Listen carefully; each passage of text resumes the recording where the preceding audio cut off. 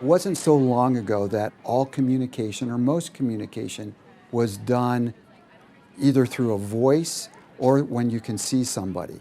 And so conversations then were much more nuanced. You can go back and forth, and there was some kind of connection that happens as you're talking with someone and you see them face to face.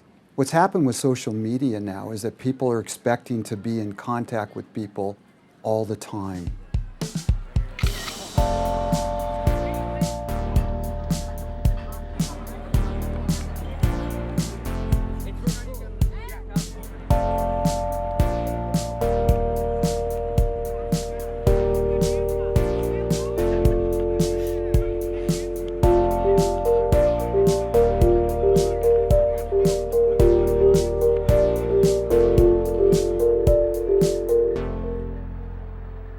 I think it's one of the largest cultural shifts that has happened in our society in a very long period of time. There's some really positive things with social media. Folks are able to stay in contact with people all over the world that maybe they could not afford to do so 15 years ago. Because I'm from Brazil, I live here in America for almost 7 years. We left behind my entire family, all the friends and people are only has a chance to see me online. So I have to feed them with news. It's perfect. Social media is the only way to talk to everyone. Free, quickly, it's awesome. But before everything, I like to share one thing. I truly love selfies, and I'm promoting them. I love to recommend people to take selfies as a memory, not as an exhibition. It makes me want to look good. Like, I would have to, like, fix my hair, make sure my makeup is good, and you're just always wondering when you're not on your phone how many likes and if people are going to write on it. My first selfie was 127 weeks ago. I'm assuming that I was in 8th grade. I think it was just when I was having a really good hair day, so I decided to use that photo. Photography is my life, by choice. 1, 2, 3. My photography it's all about people, and I love to get to know them. 1 second. And I see my dad filming, take pictures everywhere, and I get the passion for that. In the beginning, it's a hobby, but then you become a job.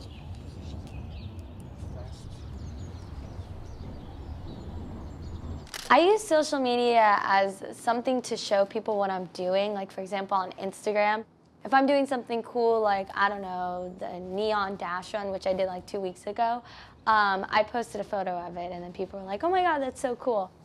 I use social media, like Carly said, to post stuff that I like and that I'm sure people would like to do.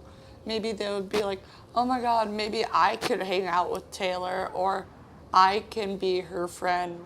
I don't know, I just like doing cool things and showing people that I do cool things. I think that they think by Instagram that tells them how many friends that they have, and they kind of gear their friendships. They're always looking at their likes. How many people like it? Does it matter to you how many likes you have? Yes. Yes. Because it makes me feel special. And like I did something to get that many likes. I expect a certain number of likes. I mean, Me too. I expect probably around 200 likes.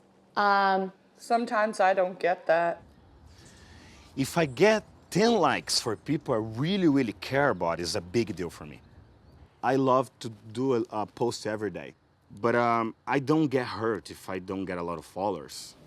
Do you think your daughter spends too much time on social media?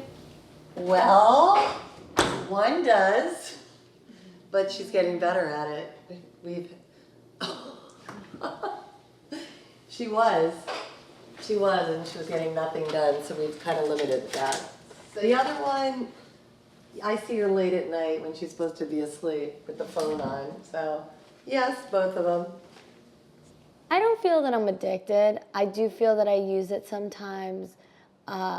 I feel that I use it in appropriate situations, like when I'm in the car and I'm bored, and you know, if my parents are talking or something like that. I'm finding students addicted to the social media. Especially if you have like a lot of followers or people watching your stuff. Oh yeah, it's definitely addicting.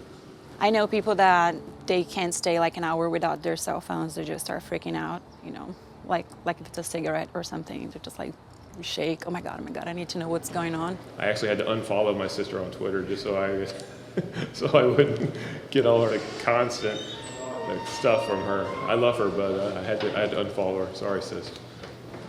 At this point, students are used to being affirmed and rejected at a higher rate than ever before. Now, the affirmations are pretty good because it sends off chemicals in the brain and they feel pretty good, and it kind of gives them a short uplift to their day if they're not feeling very good. Even a small text from someone says, hey, I'll have lunch with you today, or what are you doing? It's like, ooh, this person recognizes me, so it feels pretty good. The downside of that is I think this generation is getting hooked on being affirmed. I got a rate that was a 6.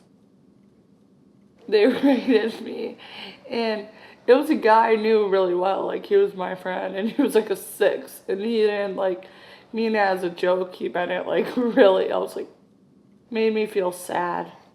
I have this app, they show who unfollow me. It's okay if you unfollow me.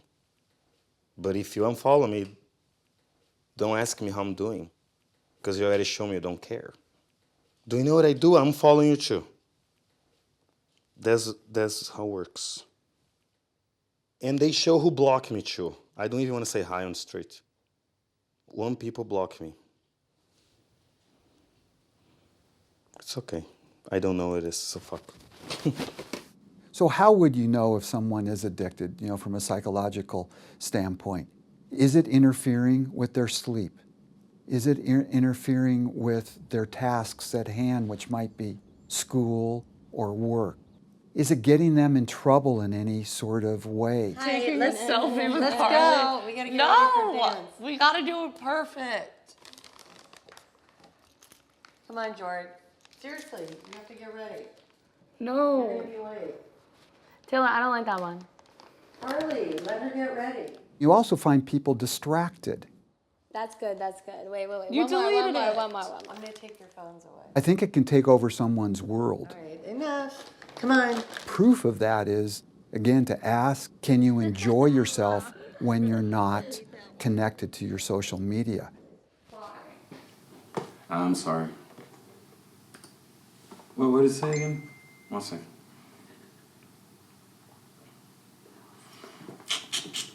I love this, like, look.